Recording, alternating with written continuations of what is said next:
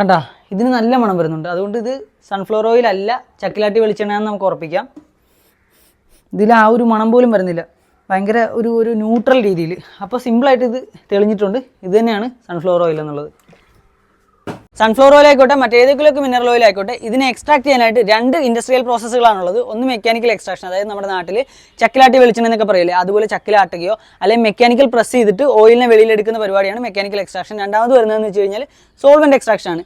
ഇതിനകത്ത് ഉപയോഗിക്കുന്ന ഒരു കെമിക്കൽ എന്ന് വെച്ച് കഴിഞ്ഞാൽ നമ്മുടെ ക്രൂഡ് ഓയിലിൽ നിന്ന്, അതായത് പെട്രോളിയം പ്രൊഡക്റ്റിൽ നിന്ന് വേർതിരിച്ചെടുക്കുന്ന ഹെക്സൈൻ ആണ്.